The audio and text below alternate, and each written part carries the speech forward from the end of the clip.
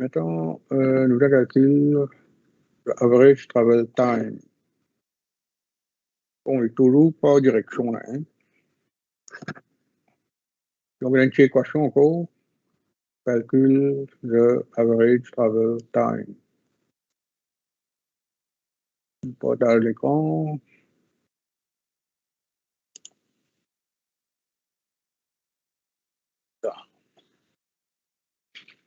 Donc, une petite équation.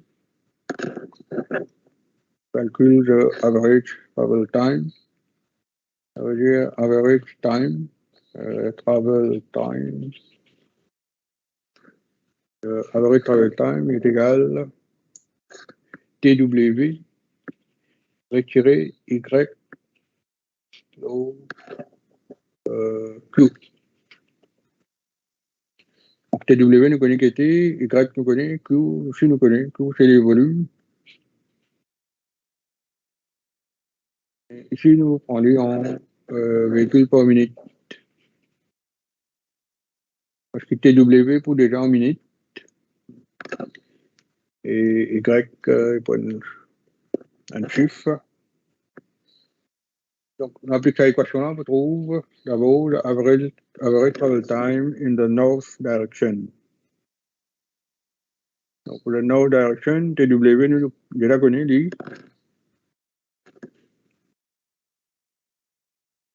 2.61. 2.61. Y nous la connaît 0.5. Et Q nous calculer, non, ici nous prenions en véhicule par minute, parce que ça, TW en minute. Donc, combien était Q? 22.27.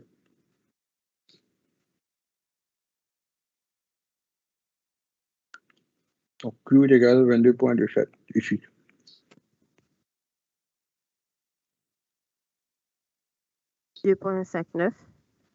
OK, exact.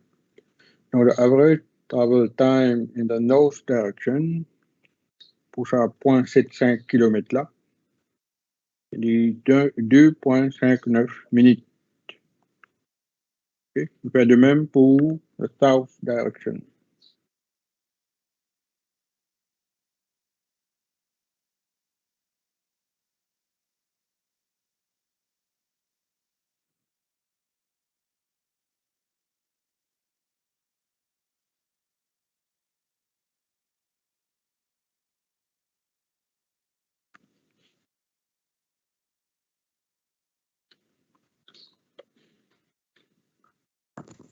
« 2.45 minutes. Exact. Average travel time in the south direction, 2.45 minutes. OK?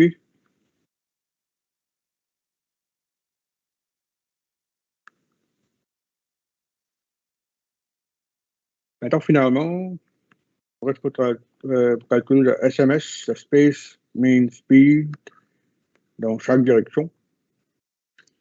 Alors, pour la direction nord, on prend la longueur, 0.75 km, et nous divise par le temps.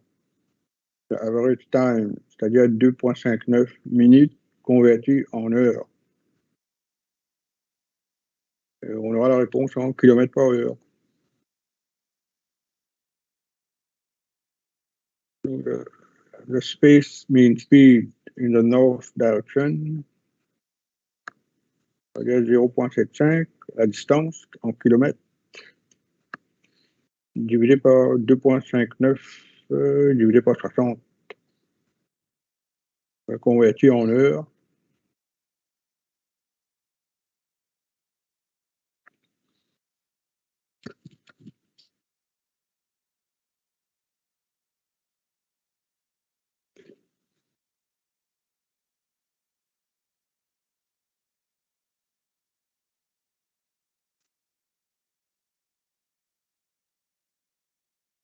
« 17.37 km par heure. » OK. 17.4 ou 17.5, on peut mettre. Donc, 7.4 km par heure. Ça, c'est SMS pour North Direction. Finalement, SMS pour South Direction. Monsieur, Oui, 2,59 là, comment on gagne? 2,59, ça veut dire, dans l'écran, une équation. Oui. Est-ce qu'il est comment partagé là? Il est bon là? Le but est une équation. Average travel time is equal to Oui, TW moins. Y log Q. Donc, je fais cette équation là. TW, c'est TW qui nous servi là-haut. Y, c'est Y qui nous servi là-haut. Et Q, c'est réponse dans une première partie. Ok.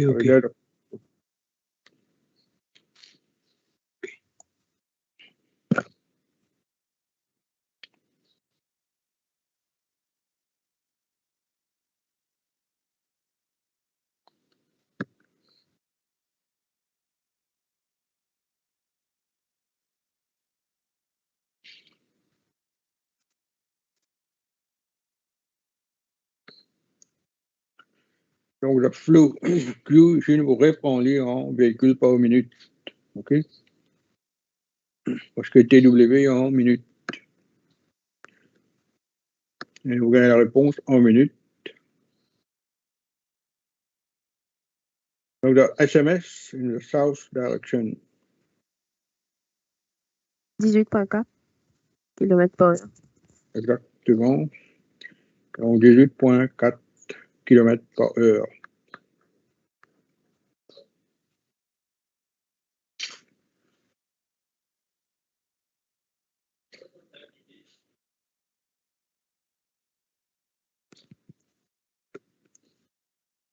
Bon, c'est bon pour l'exemple.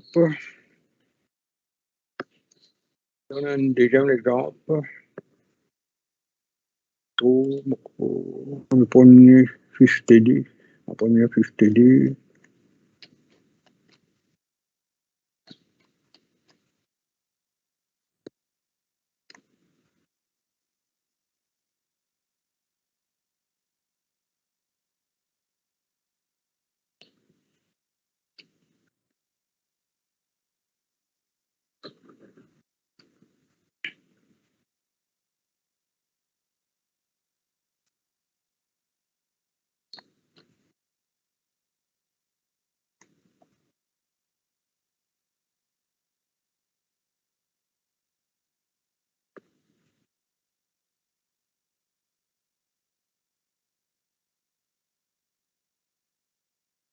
Bon, ton premier fiche TD, là, je travaille, la première question, premier exemple statistique, là.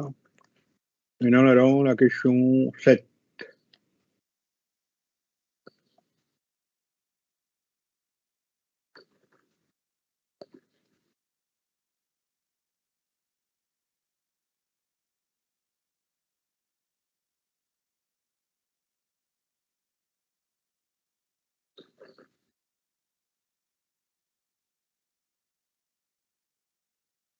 Je refais trop l'exemple.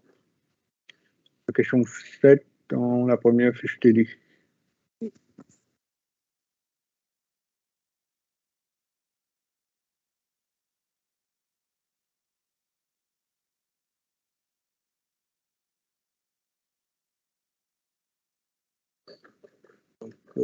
Exemple 7. Bon, alors, il est venu faire presque tout. Il est venu faire tous les différents moyennes.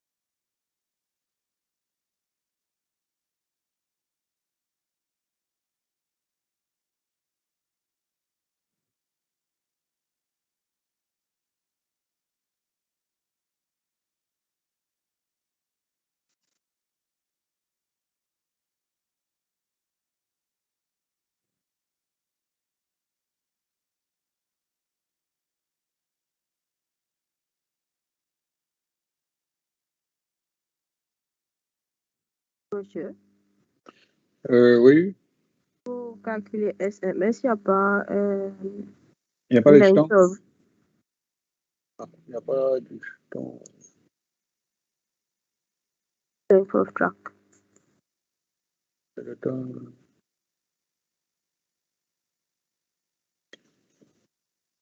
Bon, ok.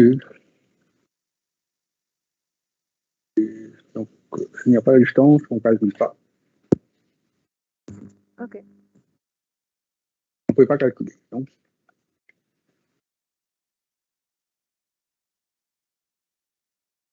soit je vous donne la distance. La distance est égale à 1 km. OK, D'accord. OK, pour l'exemple 7, on va dire que la distance de l'essai est 1 km.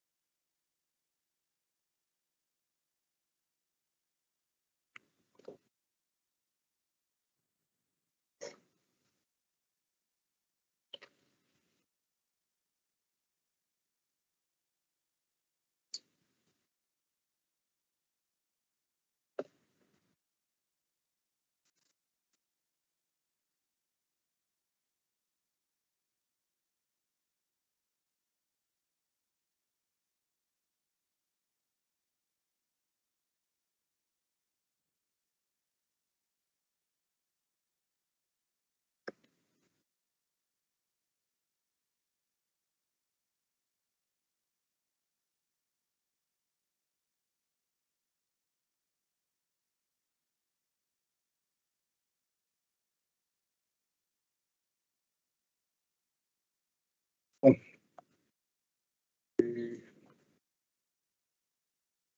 Vous l'avez terminé, non? Oui. OK. Donc, la réponse, disons, le flow in the east direction. Flow 800. in the east direction. Combien? 13,81 véhicules par minute, 829 véhicules par heure. Exactement. Donc, 13,81 véhicules par minute et 829 véhicules par heure. Et le flow in the west direction, 13,54 véhicules par minute, 812 véhicules par heure. OK, c'est bon pour tout le monde?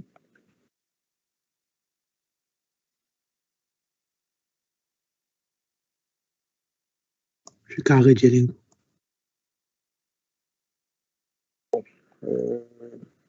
13,74 véhicules par minute, 54. 13,54. Conjon, 13,5, c'est OK.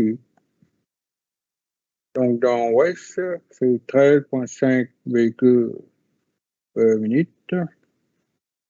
Et en véhicules par heure, donc c'est 810, non? 812. Oui, pardon. 810, 811 véhicules par hour. Donc, le time, le average travel time, pour la direction, disons, on va dire d'abord east, the average travel time in the east direction. 4,4 km par heure. Non, time, travel time.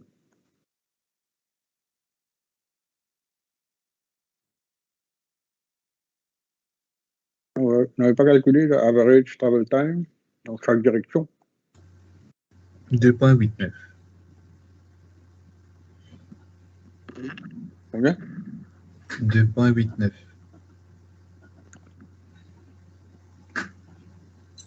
Eastward. Ça va être trop bon, là.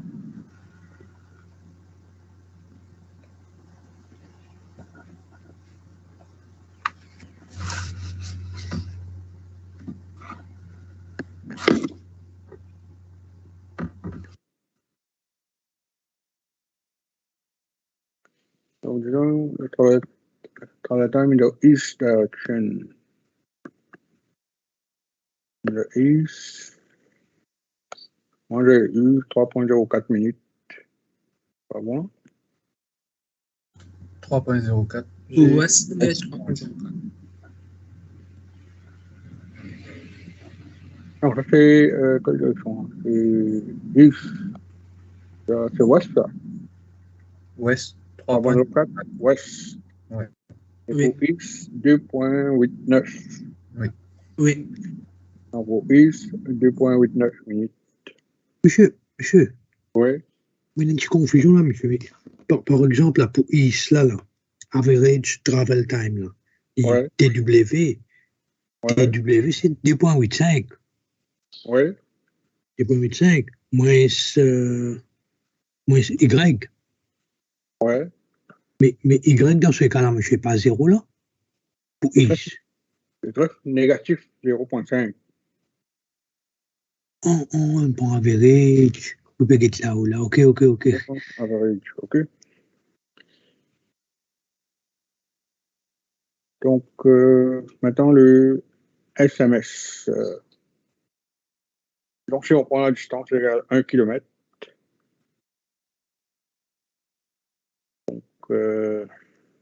pour le SMS Ouest. 19,74 Exactement. Donc, SMS Ouest, 19,74 km par heure. Finalement, SMS East, 20,76 km par heure. exactement.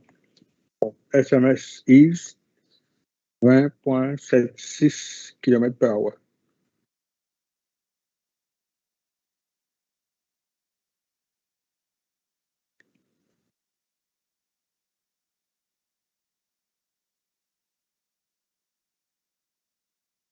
OK.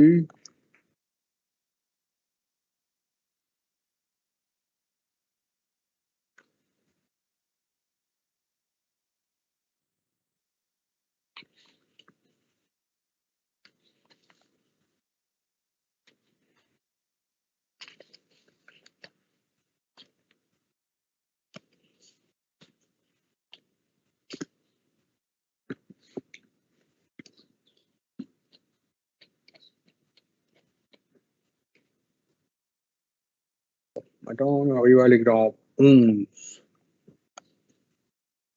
Alors, pour travailler l'exemple 11, élaborer une XP sur le support de cours. OK. Maintenant.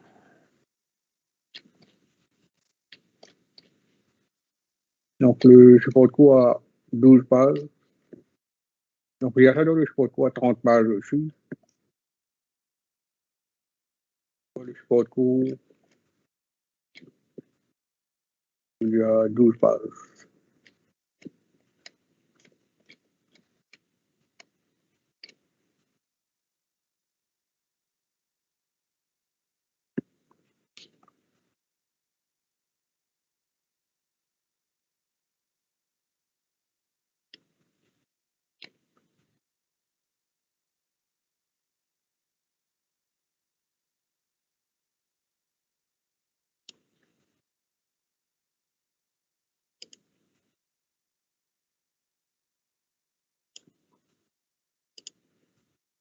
Donc, dans le support de cours de 12 pages, il y a une partie à la page 5, de Traffic Flow Theory. Donc, ça, c'est compréhensible. Uninterrupted flow, etc. Et là, on va faire référence à Traffic Stream Parameters.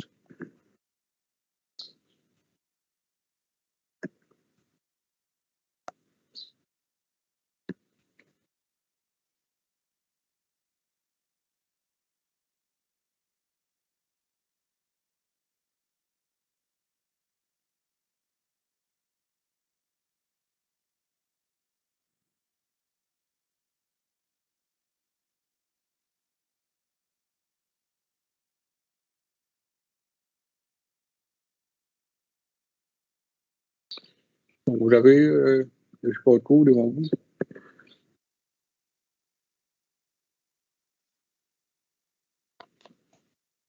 Oui. Oui. OK. Donc, Traffic Stream Parameters. Nous avons trois paramètres macroscopiques. Macroscopic Parameters, donc on a déjà fait référence à ces trois paramètres. Donc, il y a le volume, or flow rate, symbole Q. Le speed. Le speed ici, ça veut dire le space mean speed. Et le symbole, ça peut être U ou V. Et dans le support de cours, on a mis U. Donc, pas de problème, on peut mettre U ou V. Et finalement, le density.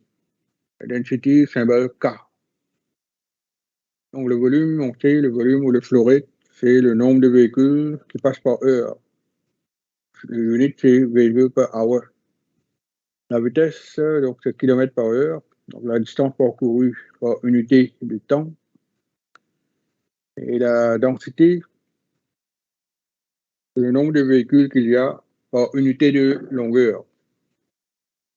Donc, ça peut être véhicules par kilomètre. Density. Donc, si on prend la vitesse, donc là-haut, par rapport aux paramètres microscopiques, macroscopic parameters, la vitesse, c'est la vitesse moyenne, c'est space mean speed. Si on arrive à considérer la vitesse de chaque véhicule, là, ça devient microscopique. Okay. Il y a aussi deux paramètres qu'on a fait référence avant, le headway et le spacing. Donc le headway, ça se mesure en termes de temps. Donc c'est le temps entre deux véhicules en considérant des points, les mêmes points entre le premier véhicule et le deuxième véhicule. Donc le headway est en termes de temps. Et le symbole, c'est H. Petit h, ça veut dire headway, ça veut dire le temps. Entre un véhicule et l'autre véhicule. Et spacing, plus simple. Spacing, c'est gap plus véhicule length. Donc le spacing, ça veut dire que c'est la distance entre deux points identiques entre un premier véhicule et la deuxième. Donc c'est pas compliqué. Spacing, headway, etc.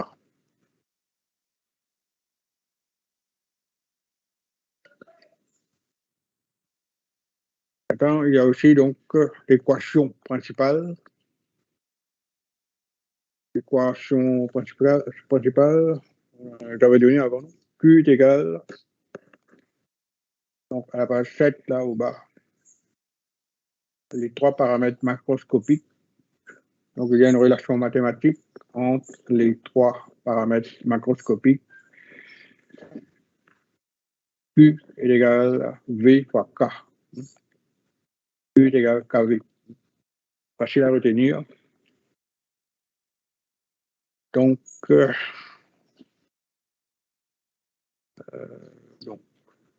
on peut essayer à travailler donc l'exemple 11 de la fiche TD.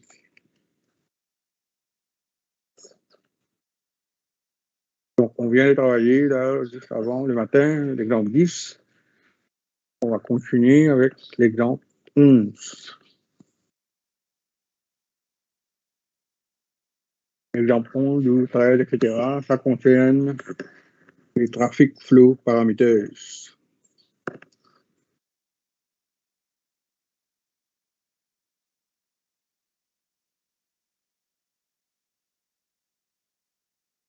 Donc, par rapport à l'exemple 11, donc vous avez l'exemple 11 devant vous.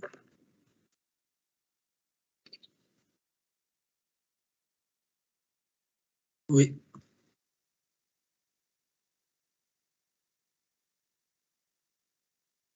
Donc, l'exemple 11,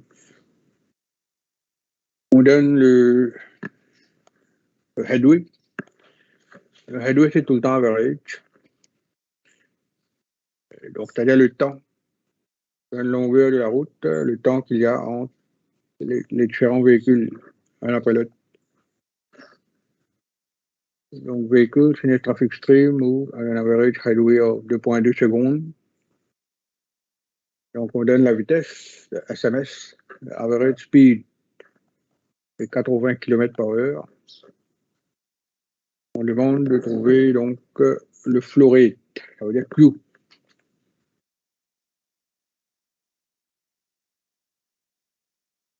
Je pense qu'on va faire pour trouver Q.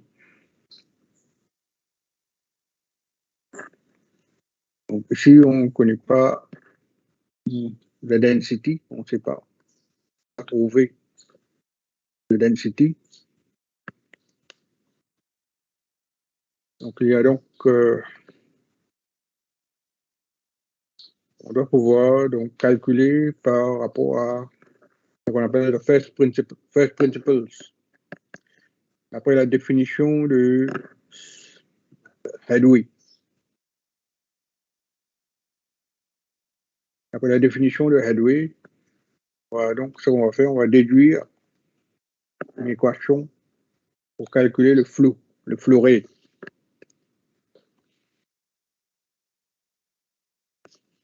On va revenir au tableau.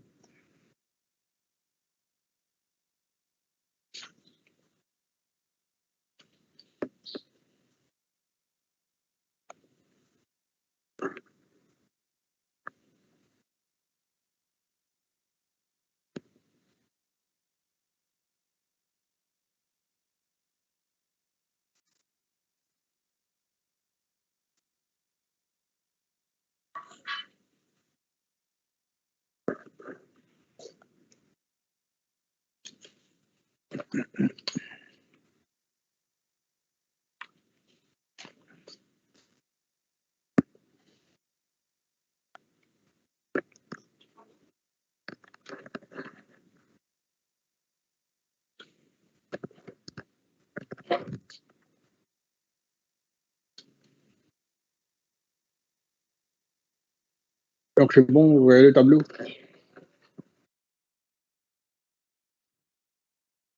Oui. Donc d'après la définition de flow, on a la définition la plus simple. Comment est-ce qu'on peut définir le flow of vehicles? On peut faire référence à l'unité. C'est quoi l'unité, la dimension de flow?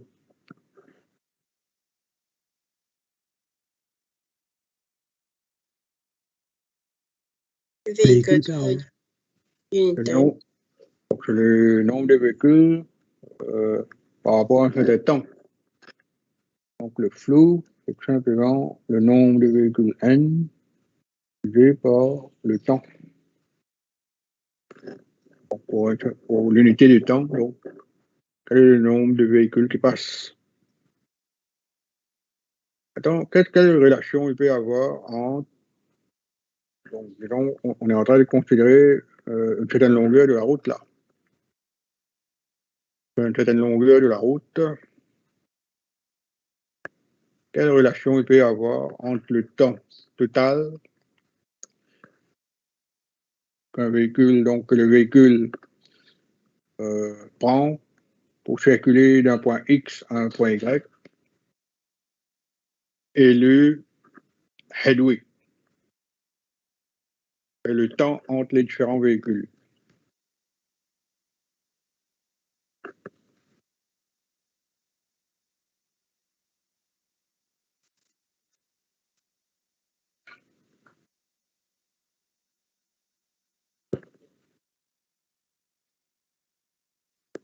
Donc, ça va être tout simplement la somme des différents headways entre les différents véhicules. Peut-être vous avez fait un petit dessin. Hein.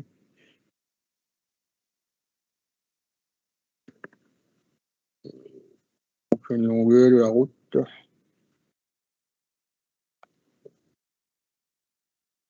Le temps qu'il y a entre les différents véhicules.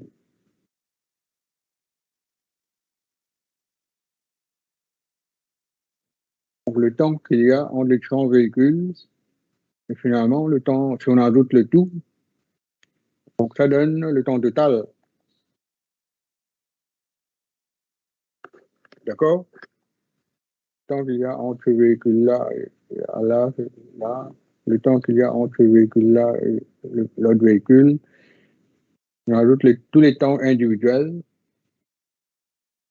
Donc, ça va donner le temps total pour cette tronçon de la route. C'est-à-dire la summation of the headways.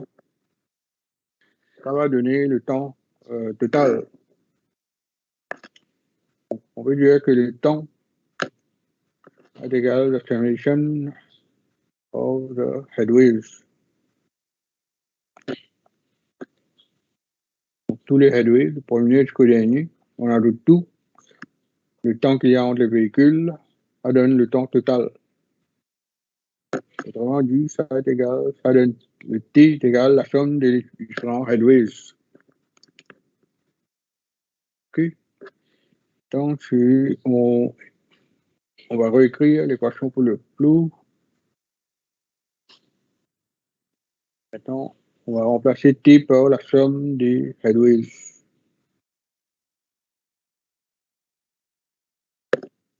La somme des différents headways. Donc, ça donne le temps.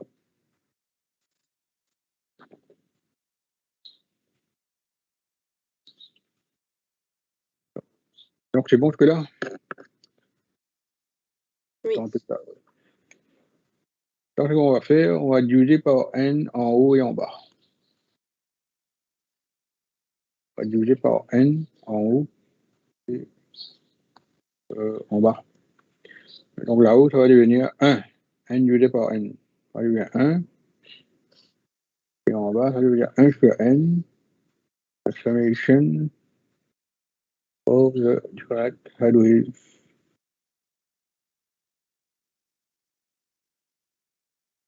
OK?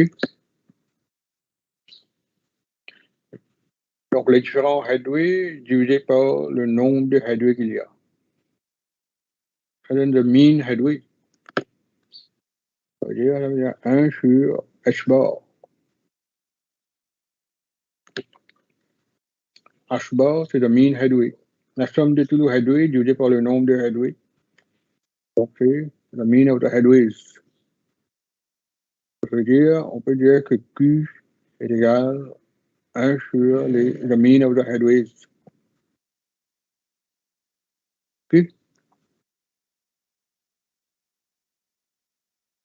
Donc, Q est égal tout simplement 1 sur le mean of the headways. Et on va utiliser cette relation mathématique, donc, pour travailler la première partie de l'exemple 11.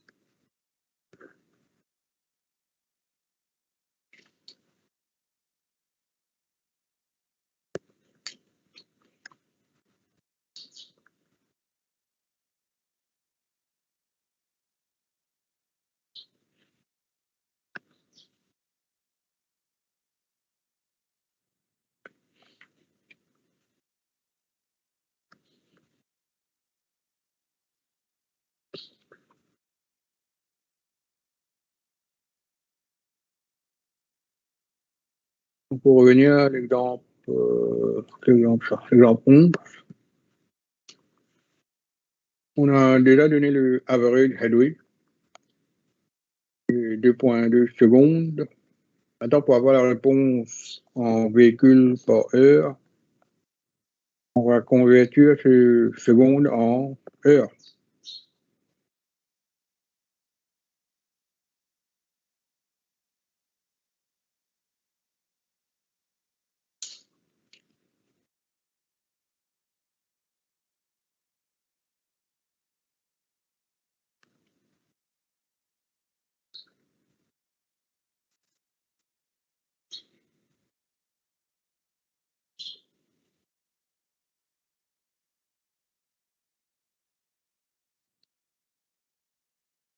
« 1636.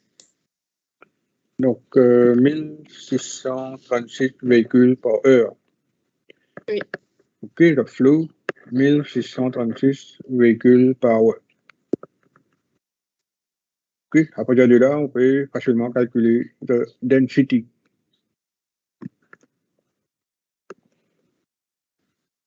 « 20,45 véhicules par kilomètre. OK. Et donc, 20,45 véhicules par kilomètre.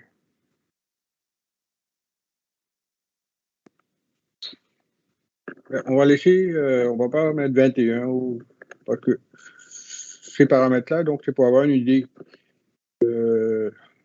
par rapport à l'écoulement du trafic sur la route. Par exemple, si par rapport à des autres situations, on arrive à, par exemple, 20,2 ou 20,9. Donc ça veut dire quelque chose.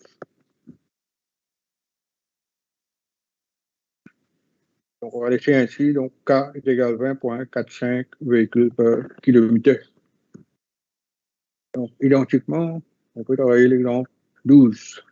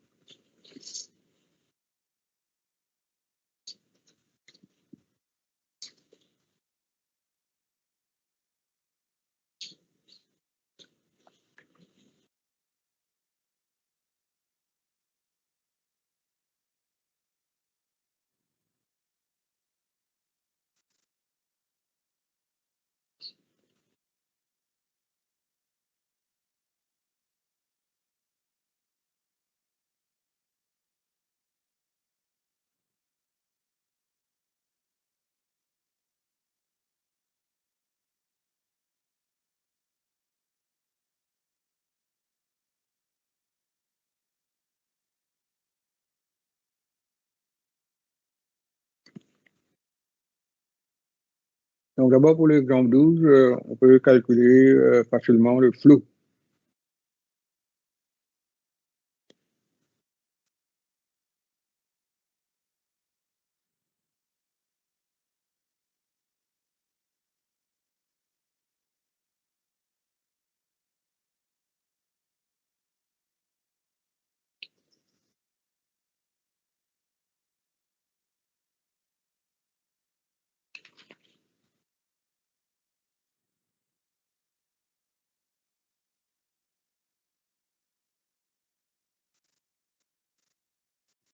« 1440 véhicules par heure. » Exactement.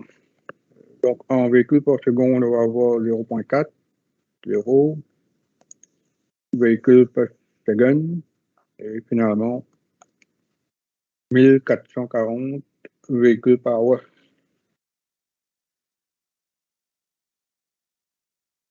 Maintenant, pour next step, on doit calculer, on va trouver donc la density. Donc pour la densité, on va donc faire de la même façon, partant de la définition de densité. On va utiliser le spacing. Donc, partant de la définition de densité en utilisant la définition de spacing. Pour essayer de trouver une équation de la densité en termes de spacing.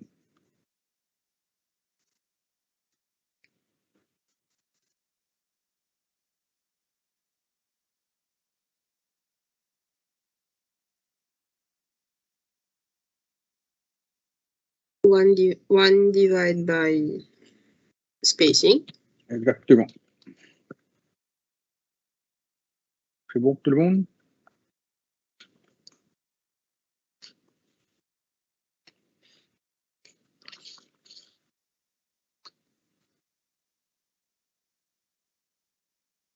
Bon, en fait, c'est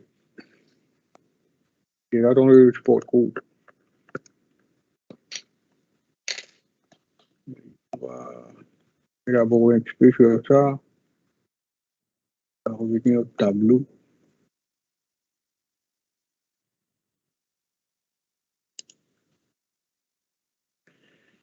OK. Donc, quelle est la définition de density? Définition très simple. En K, d'après l'unité, c'est quoi?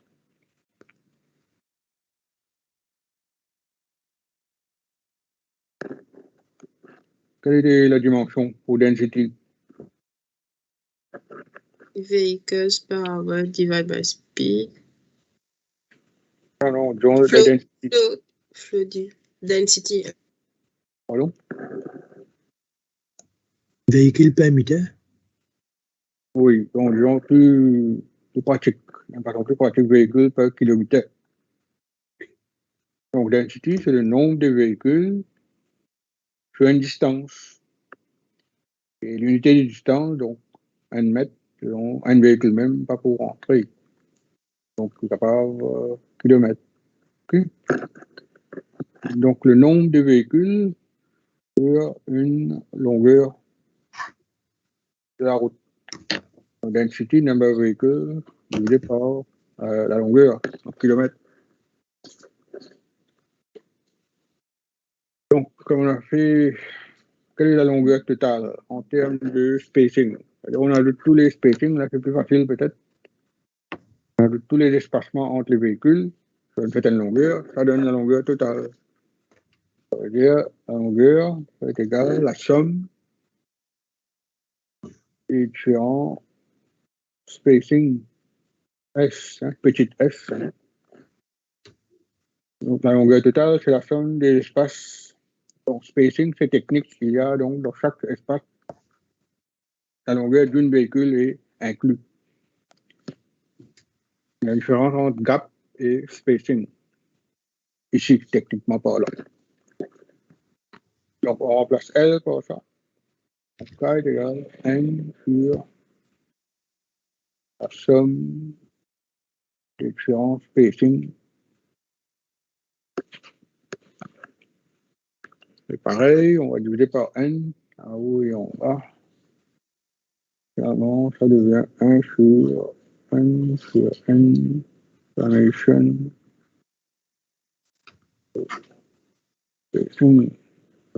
c'est n sur s bar. C'est-à-dire K peut être écrit en termes de 1 sur s bar.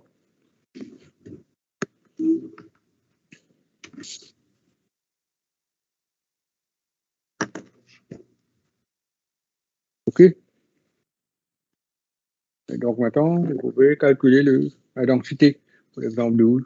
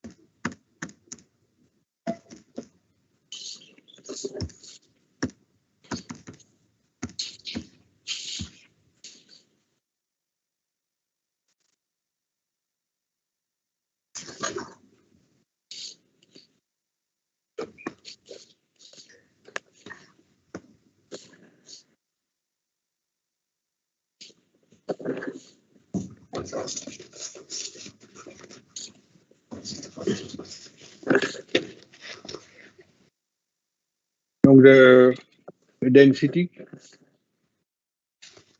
16.39. OK. Donc, on va, disons, 16.4 véhicules par kilomètre. Donc, le 61, on va convertir en véhicule mètre en véhicule par kilomètre. Donc, maintenant, on peut facilement calculer le speed.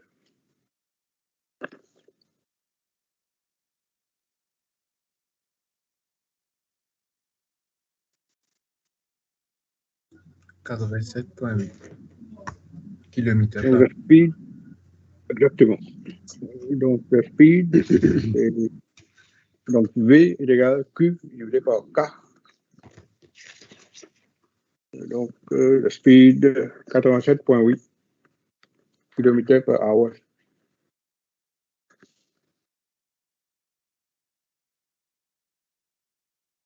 OK. Maintenant, pour pouvoir travailler les autres exemples, 13, on va faire référence un peu à ce qu'il y a dans le support de cours.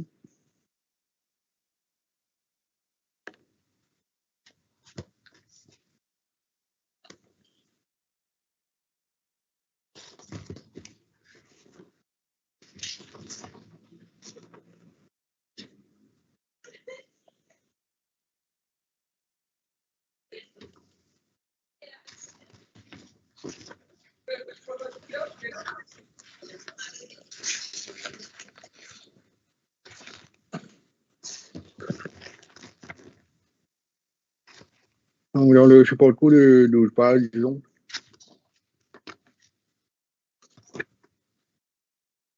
Donc, à la page 7.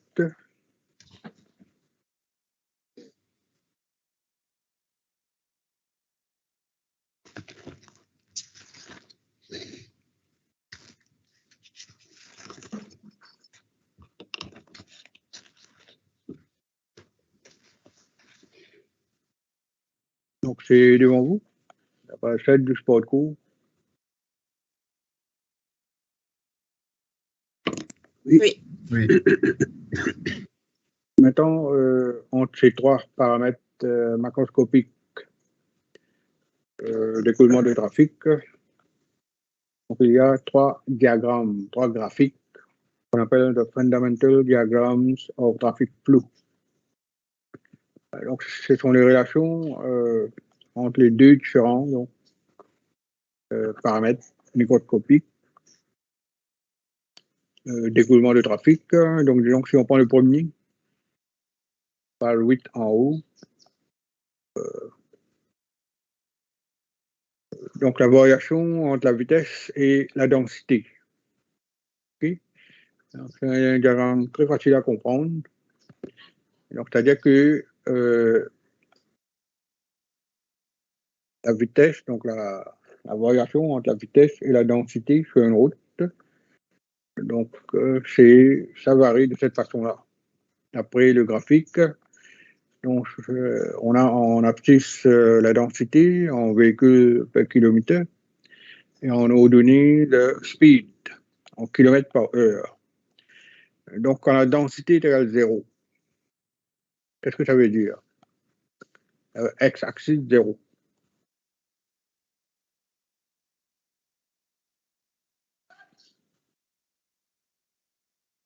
Ça vous dit rien? Ça veut dire que la densité sur une route est 0. De véhicules. Donc, la densité est 0, c'est-à-dire qu'il n'y a pas de véhicule. La route est complètement libre. Donc, ça correspond à une vitesse qu'on appelle the free flow speed, hein, VF ou UF. Donc, qu'est-ce que ça veut dire le free flow speed? C'est-à-dire qu'il n'y a pas d'embarrassement, il n'y a pas d'embouteillage. On peut circuler librement, la route est libre. Il n'y a pas d'autres véhicules. On peut le prendre de cette façon-là.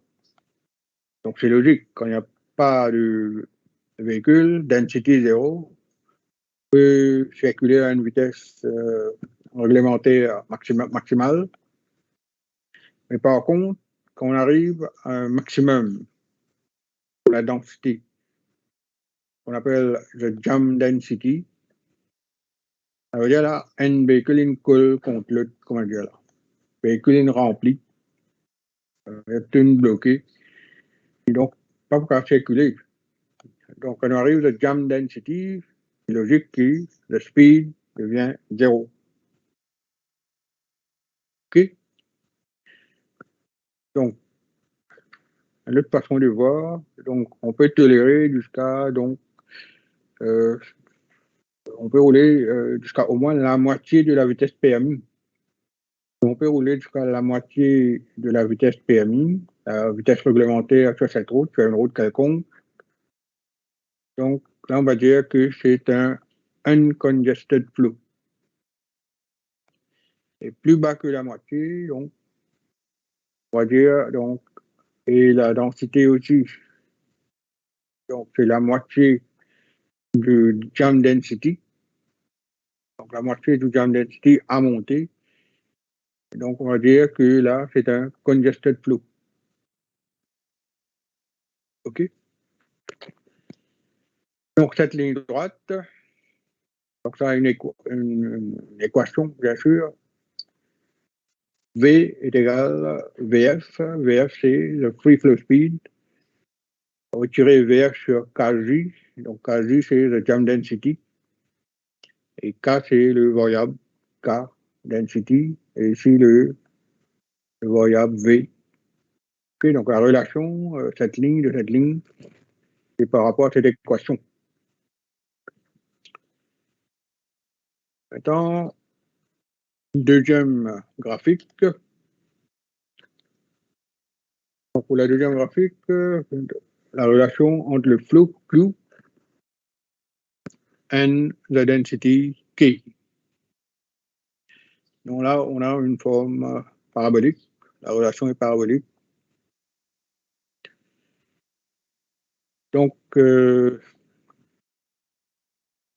x-axis, c'est pareil. K0, il n'y a pas de véhicule. Et finalement, à la fin, Kj. Donc, la route est remplie de véhicules. On ne peut pas circuler. Donc, quand il y a K-jam, c'est-à-dire le flot devient 0. On ne peut pas circuler. Maintenant, là, il faut comprendre bien le maximum. Le maximum, c'est pas le nombre max. Donc, c'est par rapport à l'écoulement maximum. Okay? Ici, d'accord, la route est libre. Disons entre K0 et Kmax. La route est libre, mais il y a moins de véhicules qui roulent. Donc, c'est-à-dire le flou, c'est pas maximum. À gauche de la ligne centrale. La densité est moins que la moitié de la densité K-jam. La route est libre, les véhicules peuvent rouler librement, mais il y a moins de véhicules qui roulent. Donc, le flou n'est pas maximum. Donc, le flou est maximum quand la densité est la moitié de K-jam. Donc, il y a donc là un certain nombre de véhicules qui roulent et en même temps, on n'est pas encore arrivé à K-jam. Donc, arrivé à K-jam, bien sûr, le flou devient 0. Il y a une relation, voilà, c'est là. À page 9, okay, c'est le même graphique, un peu plus détaillé. Donc, comme j'ai dit, au maximum de notre parabole, il y a donc le maximum flou qui correspond à la moitié de K-jam, qu'on appelle la critical density. Okay.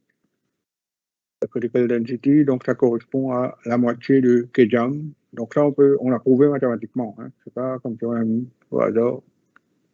On va prouver la prochaine fois. Et donc, à partir de la ligne centrale, du côté gauche, on va dire que c'est un uncongested flow.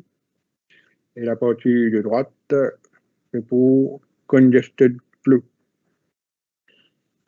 Et la courbe, l'équation de la courbe, donc les deux variables sont Q, le flow, and K, ici, K square, donc parabole, les variables donc en abscisse. Donc Q est égal à VF, the free flow speed, multiplié par K, la density, retiré, le free flow speed divisé par K-jam, fois la densité au carré. Donc ça c'est le deuxième graphique. Maintenant, troisième, un peu plus bas. Donc la relation entre la vitesse et flou. Là aussi c'est parabolique. Si on met la vitesse en abscisse, ça aura cette forme-là. Parabole déversée. Donc là aussi, donc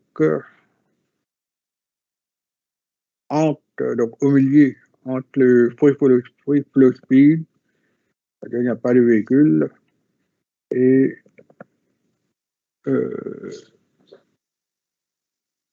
la vitesse zéro, donc le centre, on appelle ça donc le critical speed. Okay. Et en haut, on a encore une fois le uncongested flow et au bas, le congested flow. Et comme dit précédemment, donc, le maximum, disons, pour le parabole, ça correspond à un flow maximum. Et l'équation, donc, entre la vitesse et l'écoulement Q, Donc, c'est de cette façon-là.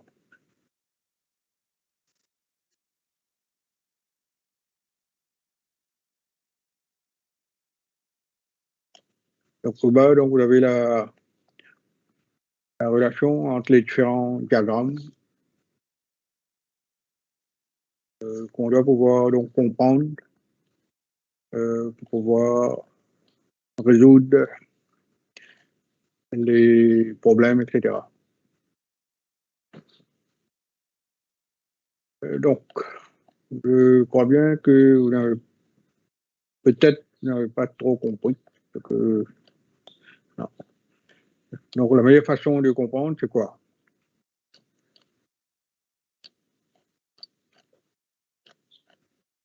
Parce que pensez que vous allez comprendre ces trois diagrammes de façon très, très bien comprendre.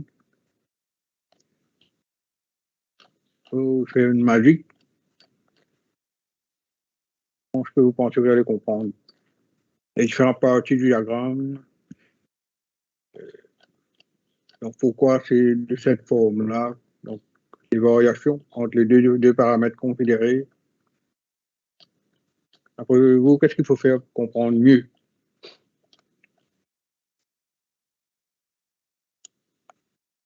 Cotin, là, non, à la limite.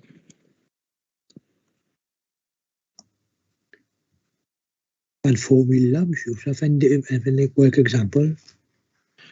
Bon, d'abord, nous vous travaillons un exemple. Il y en a pas. On m'a fiche là, mais il y a un exemple que nous travaillons. Mais d'abord, je comprends, bien lire ça. Au moins, ça, c'est pas le coup, là. Quand on a le diagramme sur le trafic flow, on explique tout là-dedans. Bien lire, on prend référence au diagramme, toute la partie écriture là, littérature là. Bien lire, et comprend bien. Et je travaille un peu plus loin, le commencer à résoudre quand on est arrivé là, par rapport à un TD. Exemple, au moins 13, 14, 15.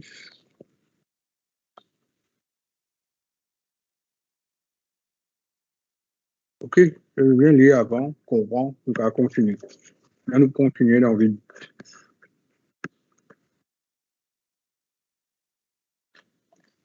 Donc, l'après-midi, c'était réservé pour les TP. Et vu qu'il n'y aura pas de TP, donc ils vont avoir plus le temps pour lire, comprendre. Et quand même, on va voir la fiche TP sur Teams.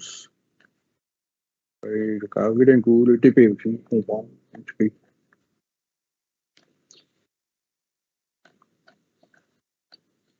Bon, OK, je vais les autres lire. Et on va voir juste la fiche TP un peu plus tard dans l'après-midi. OK, monsieur. Ok, monsieur. Et pas juste lire, c'est quand même ne pas rester ferdi, quand même ne pas faire bien. Donc, comme je dis, je travaille l'exemple 13, 14, 15. OK. Là, ensuite, quand nous faisons, si jamais il y a un problème, donc ça permet de plus comprendre. OK. OK? Donc, la prochaine classe, c'est mercredi, non? Oui. Castal Express, il y a un robot. Allez, commencer à 8h, finir à 5h. Oui.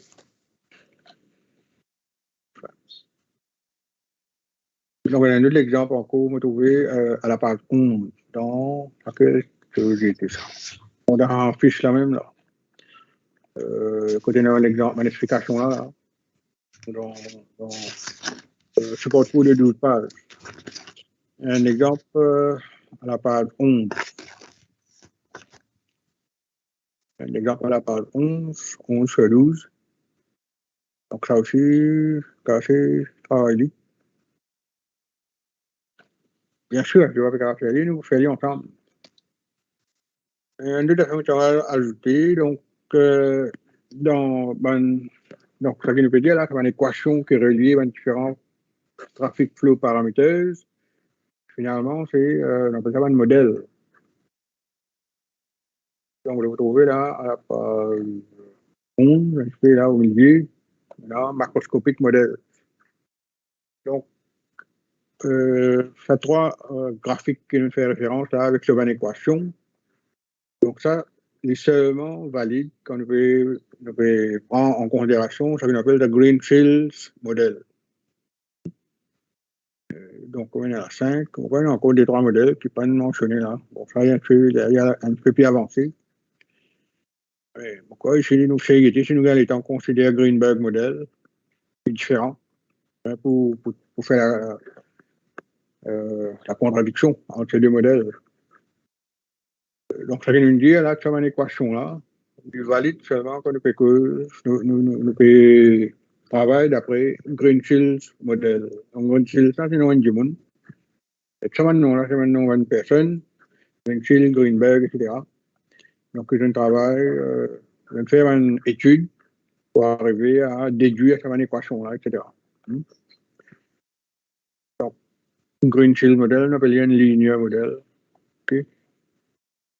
Parce qu'il y a un bout là-dedans, premier graphique là, linéaire. Donc, le cas fait une recherche, il y en a plein de détails là, sur Internet, dans un livre, etc. Green-Fields modèle. Ensuite, ça va une différentes relations entre les deux des trois principaux paramètres d'écoulement macroscopique du trafic. OK, ça donne un exemple, pas oublier, un exemple, comme je vais dire, par 11 sur 12. Là aussi, nous travaillons. Juste l'exemple là-bas, 13, 14, 15. Là, nous travaillons avant faire l'exemple ici, là, par 11 sur 12. Parce que ça, lui, par rapport à sa première graphique linéaire là. OK? Bon, OK. On va vite lire, travailler, comprendre.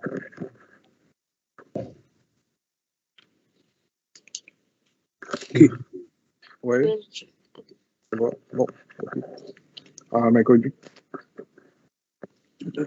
Bon, Au revoir. Bon,